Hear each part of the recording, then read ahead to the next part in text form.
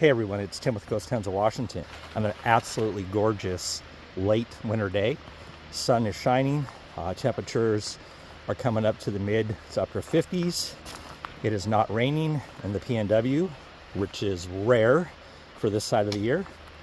And we are going to be checking out some surface infrastructure from a mine that dates to 1897 and operated into the late teens and early 20s. And this was a copper mining operation. So this piece of equipment we're going to be checking out is part of the mine's Powerhouse. And we'll talk a little bit more about what this piece of equipment was as we kind of move down the mountainside here. But the first thing we're going to take a look at to tell the whole story here of this Powerhouse is out in the woods here.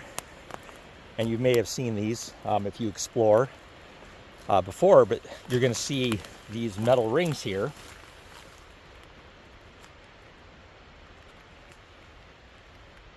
So what we're looking at is the remnants of some stave piping that was part of the penstock that moved water down to the Powerhouse. And as you can see, all of the stave planks are gone. They have long since rotted away over the last 100-ish years. And what you have left are these rings, which would help keep the stave planks tightened together to make up the stave pipe. So within this banding that you see, the steel banding, you would have had planks that would have basically been made to the curvature of this, and they all would have kind of fit together, and then this banding would have just tightened everything up to prevent leakage from the pipe. And most of the time, unless it's buried deep underground, when you see this near the surface, all of the stave boards are gone, rotted. And occasionally they dig down in older areas and they find some of this still intact, which is always cool to see. And I think there's a couple of museums in Western Washington where this stuff's been discovered partially intact that have samples and examples of this. But this stave pipe was 24 inches in diameter, and as you can see, and I'll put an arrow up, it ran from directly center of the camera there and then continued all the way down the mountainside here to the Powerhouse. And the Powerhouse is where we're headed today. And this Powerhouse is pretty unique. I don't think I've ever seen anything like it as far as a piece of mining equipment.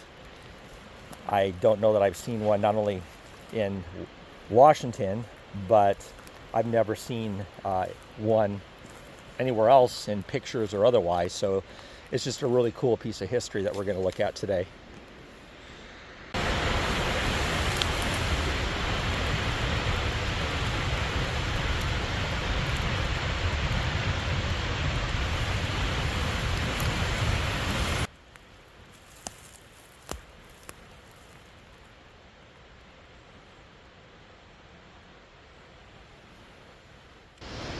So we've made our way down close to the Powerhouse, and the first thing we came across is this receiver tank for compressed air.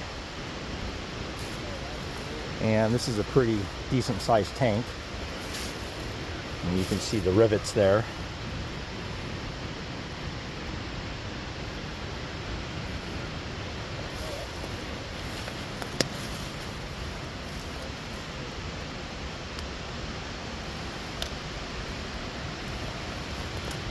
And this tank would have dated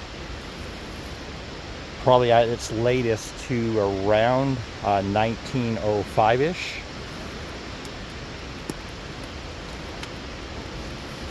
And we'll take a look at the back side of it here. You can see it's inside there a little bit. And we will take a look inside this thing, and I'll put a light in there so you can see the inside of it.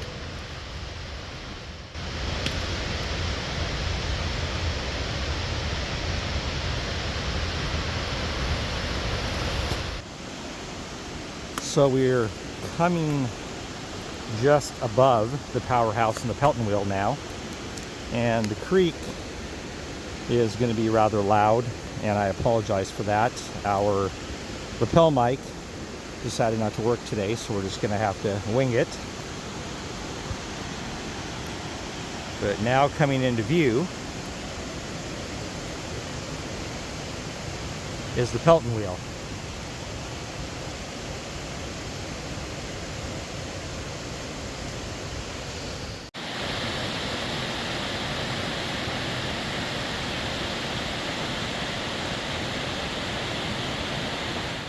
So now we're standing in front of the Pelton wheel, and you can see the massive wheel, and I'll get one of the guys here when they're down here to stand out in front to kind of give you an idea of the actual scale of this thing. So this Pelton wheel had 2 compressed cylinders, and we'll show you those as we come up around it here.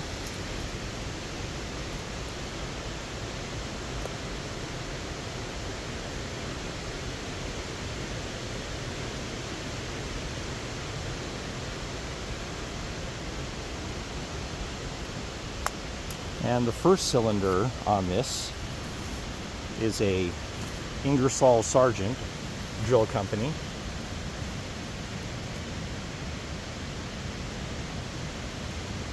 And if any of you know your Ingersoll Sargent Rand drill company history, Ingersoll merged with Rand around 1905, so this predates 1905 in that merger. And we'll come around to the back side of it now.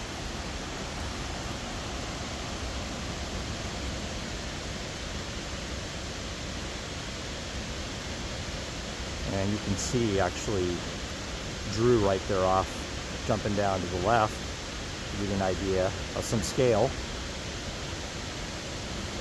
And then the other cylinder on this, right here,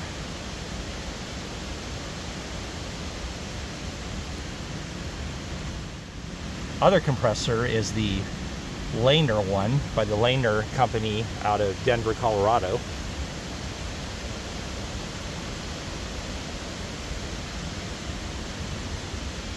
And here's a straight on view of the wheel and some of the cups on this thing.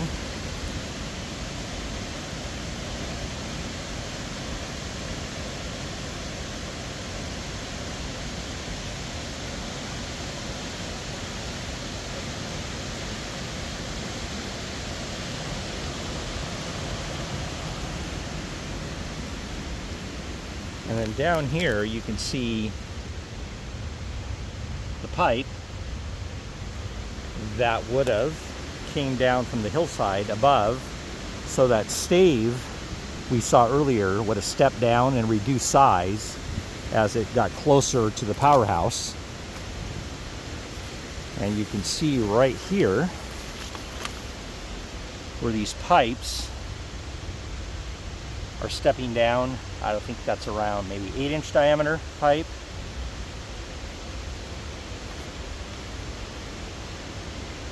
And again, this would have fed from up top on that 24-inch stave pipe. So we'll swing around and look at the back side here.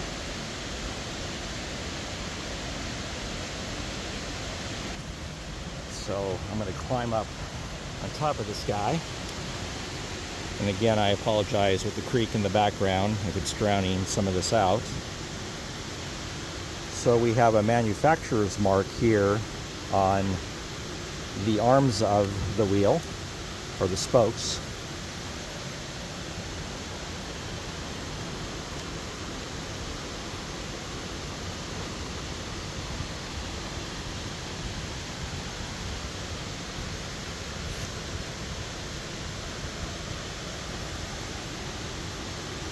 So this wheel was manufactured by the Sumner Iron Works of Everett, Washington. And that company was founded by Thomas and Frederick Sumner, and it incorporated in 1892 and actually was in business till around 1962 when it sold.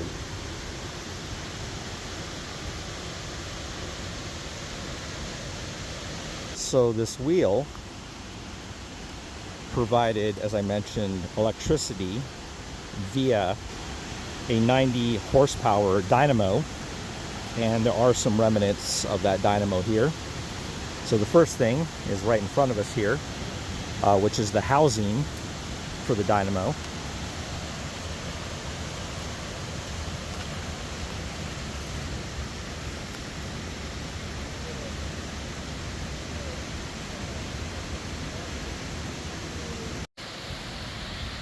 And here we have another part of the dynamo, and you can see right there where it says Westinghouse.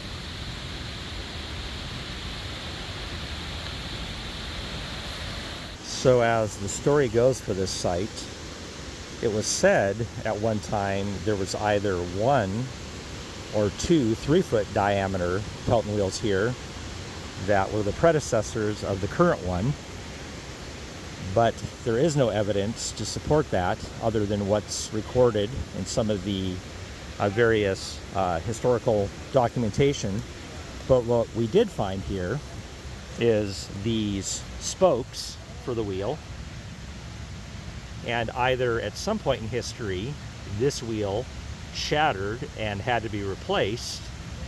And if you look at the size of this spoke, it appears that it is pretty close to what's on the current wheel. So the question, I guess, that looms is, was there another 10-foot diameter wheel here prior to the one we see today that broke at some point in history and was subsequently replaced?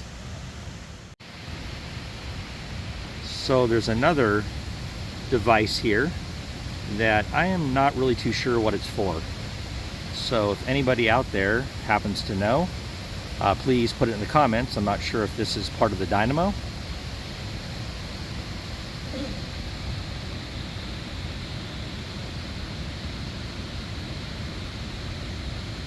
So I'm going to walk closer to the creek, which means the water noise is going to get considerably louder, but I just want to show you another part of the dynamo here.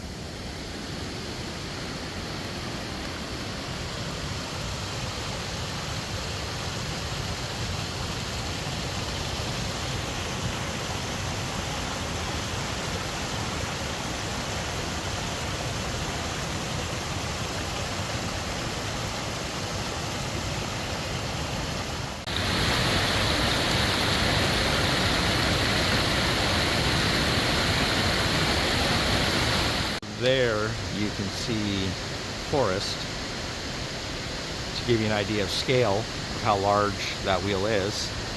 And again, he's well over 6'5", so that is a really massive Pelton wheel.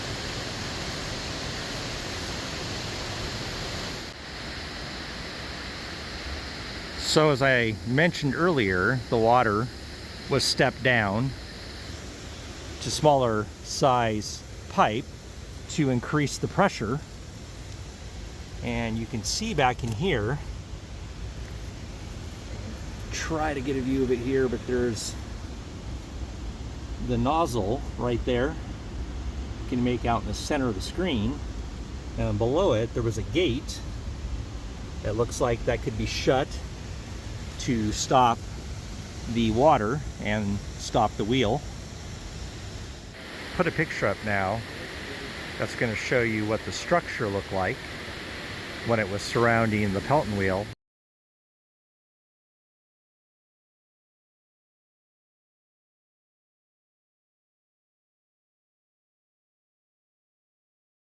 So as we were making our way out, we decided to climb and look for a prospect tunnel, and we came across some artifacts here. So we have this wheel, and you can see the gear there. You can see that the shaft is pressed on. You can see the teeth in here. Then there's these two bent pieces of pipe.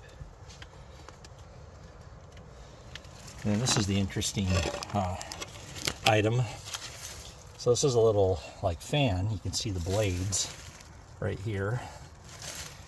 And it looks like this might have been a blacksmith's forge fan, but why it was at this small prospect, as you're about to see, it doesn't make a lot of sense why they would have had a forge up here. But nevertheless, here it sits.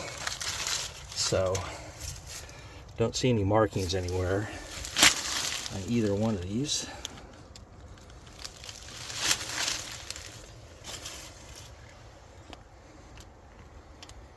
So we're gonna go and take a look at this little prospect tunnel.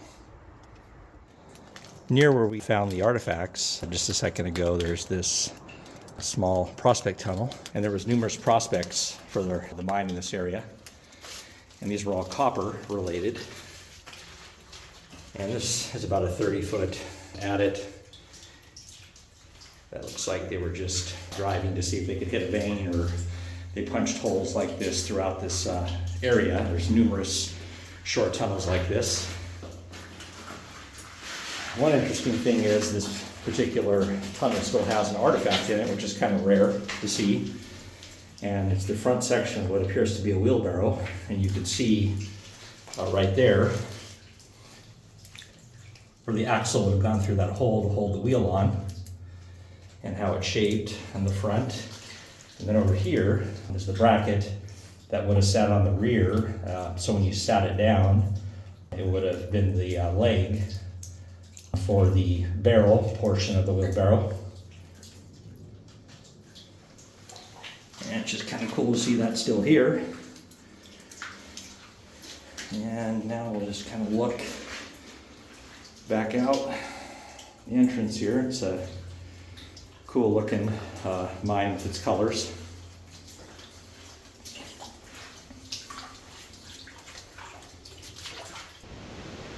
Well, that's going to do it for this mine exploration adventure. We want to say thanks for coming along with us on this trip. We appreciate you watching. Please consider subscribing to our channel. If you don't want to subscribe, that's okay. Just check back with us every now and again. Don't forget to like and comment, and we'll see you next time.